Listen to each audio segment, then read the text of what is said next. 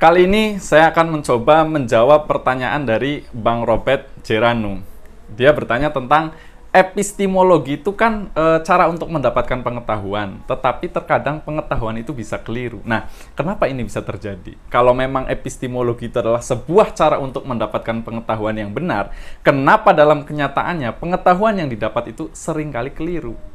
Nah, kali ini saya akan mencoba menjawab pertanyaan ini ya. Pertanyaan ini sangat menarik teman-teman karena berkaitan dengan bidang epistemologi. Sebagaimana yang sudah pernah saya bahas di video sebelumnya. Nanti teman-teman bisa lihat pada video itu saya mungkin menjelaskan epistemologi secara singkat ya. Mungkin saya ingin mengulang sedikit tentang epistemologi itu kan cabang filsafat yang mempelajari tentang pengetahuan. Kemudian epistemologi itu bertanya tentang apa itu pengetahuan, bagaimana kita mendapatkan pengetahuan, dan apa batasan dan kriteria pengetahuan itu sendiri. Dalam epistemologi ada berbagai macam teori dan pendekatan yang mencoba menjawab pertanyaan-pertanyaan tersebut, tetapi tidak selalu sejalan atau sependapat antara satu dengan yang lainnya. Makanya tidak ada jawaban yang pasti atau mutlak untuk pertanyaan Bang Robert ini. Tetapi hanya ada beberapa kemungkinan jawaban yang bisa diberikan dari berbagai sudut pandang epistemologi. Nah, kali ini mungkin saya akan mencoba menjawab 3 kemungkinan dari pertanyaan Bang Robert ini. Kemungkinan yang pertama adalah bahwa pengetahuan itu bisa keliru karena sumber-sumber pengetahuan itu sendiri tidak selalu dapat dipercaya atau diverifikasi. Nah, sumber-sumber pengetahuan yang umum digunakan oleh manusia itu kan biasanya apa? Indra, akal, kemudian ada otoritas. Nah, indra itu kan alat yang kita gunakan untuk mengamati dan mengalami dunia di sekitar kita seperti mata, telinga, hidung, lidah, kulit gitu. Kemudian akal itu kemampuan yang kita gunakan untuk berpikir, menalar, mengerti sesuatu baik secara deduktif maupun induktif, dan otoritas itu kan sumber informasi yang kita anggap memiliki kredibilitas, keahlian atau wewenang dalam bidang tertentu seperti guru, buku, media atau bahkan agama. Akan tetapi teman-teman, sumber-sumber pengetahuan tersebut tidak selalu memberikan hasil yang benar atau valid. Karena apa? Karena ada berbagai faktor yang dapat mengganggu, membatasi, atau mempengaruhi sumber-sumber tersebut. Contohnya apa? Misalkan indera kita itu bisa tertipu oleh ilusi, halusinasi, atau kesalahan persepsi. Misalnya gini, ketika kita melihat sebuah pensil yang diletakkan atau dimasukkan ke dalam air di gelas, kita akan melihat bahwa pulpen itu bengkok, padahal sebenarnya pulpen itu lurus kan. Nah, ini kan disebabkan oleh fenomena pembiasan cahaya yang mempengaruhi pandangan kita. Jadi, kebenaran yang kita peroleh dari indera ini sering sekali keliru karena faktor-faktor fisik yang mengganggu indera kita. Kemudian apalagi? Akal. Akal kita bisa salah dalam membuat kesimpulan, argumen, atau hipotesis. Misalnya apa? Ketika kita melihat ada asap, kita akan menyimpulkan bahwa ada api.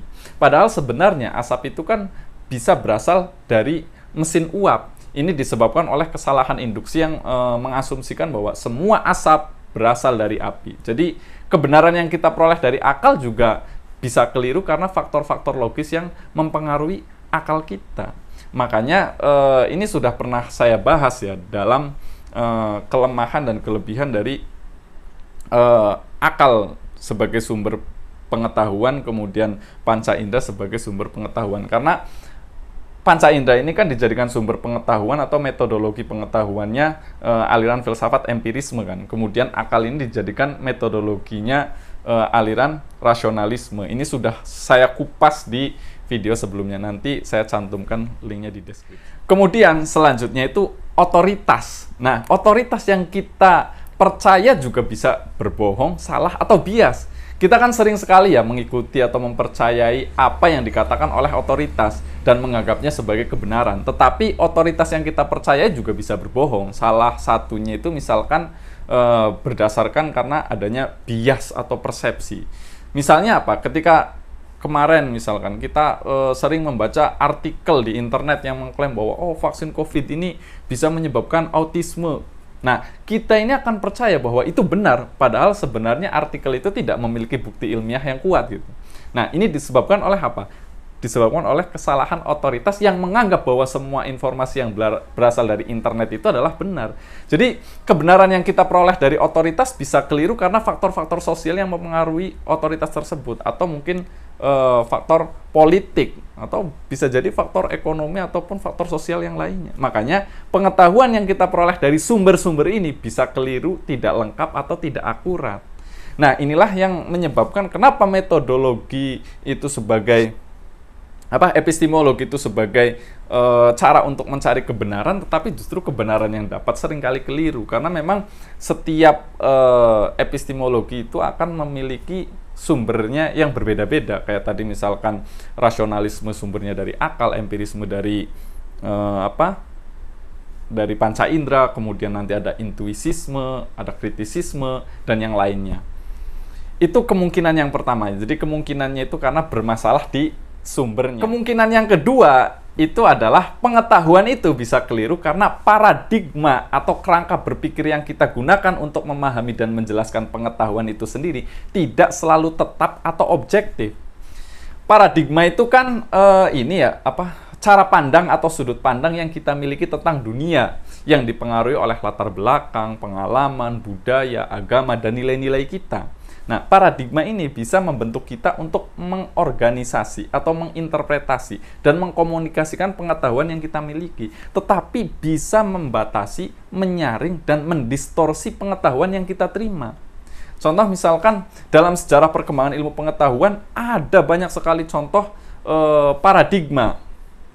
Bagaimana paradigma ini bisa berubah, bahkan bertentangan atau bersaing antara satu dengan yang lainnya. Contohnya apa? Misalnya gini, paradigma geosentris yang menganggap bumi sebagai pusat alam semesta, kemudian digantikan oleh paradigma heliosentris yang menganggap bahwa matahari sebagai pusat alam semesta, atau paradigma mekanistik yang menganggap bahwa alam semesta ini sebagai mesin yang bergerak sesuai dengan hukum-hukum fisika, yang kemudian paradigma ini ditentang keras oleh paradigma kuantum yang menganggap bahwa alam semesta sebagai fenomena yang tidak dapat diprediksi atau ditentukan secara pasti.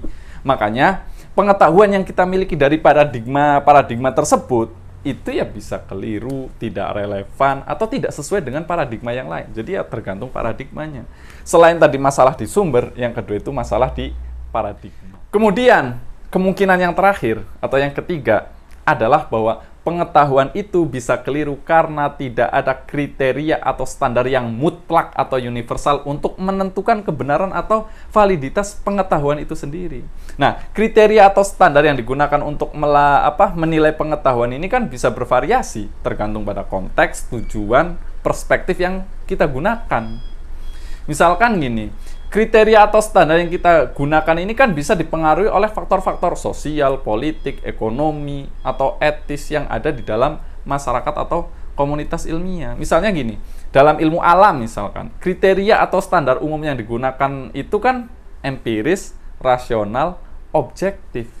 Yang berarti bahwa pengetahuan itu harus didasarkan pada pengamatan, eksperimen, dan juga logika, dan tidak dipengaruhi oleh emosi, kepercayaan, kepentingan, bahkan baik itu kepentingan pribadi ataupun kepentingan kelompok. Itu dalam ilmu alam. Sementara kalau dalam ilmu sosial, kriteria atau standar umum yang digunakan itu kan interpretatif, kritis, objektif.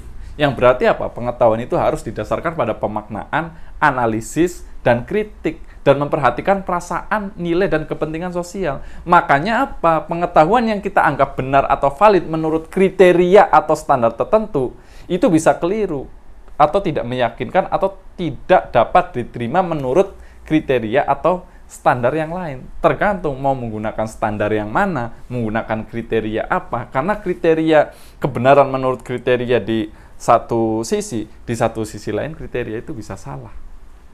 Jadi balik lagi, yang namanya epistemologi itu hanya sebuah cara untuk mencari sebuah pengetahuan. Nah, kenapa pengetahuan itu yang didapat bisa keliru? Bukan karena epistemologinya saja, tetapi tadi ada banyak kemungkinan. Bisa jadi dari sumbernya, bisa jadi dari paradigmanya, bisa jadi dari yang ketiga tadi adalah kriteria. Makanya itulah kenapa pentingnya belajar filsafat. Karena filsafat itu mencoba mencari kebenaran itu dari banyak sudut pandang. Makanya dalam filsafat itu sendiri juga kan banyak sekali aliran, banyak sekali tokoh, di mana antara aliran satu dengan aliran yang lainnya juga bertentangan. Antara tokoh satu dengan tokoh yang lainnya juga banyak yang bertentangan. Bahkan kalau kita baca dari sejarah filsafat dulu, waktu zaman filsafat alam, filsafat Prasokrates, itu kan bagaimana diskursus perdebatan antara Parmenides, Heraklitus, kemudian Thales, itu sudah ada dari zaman dulu. Jadi dari zaman 300 tahun sebelum Masehi. Jadi memang epistemologi ini hanya cara ya. Dan kenapa kebenaran itu tidak selalu benar dan kadang keliru ya, karena tadi banyak sekali kemungkinan. Untuk pertanyaan Bang Robert ini tidak ada jawaban yang pasti, jadi saya menjawabnya itu dengan 3 kemungkinan itu. Terima kasih.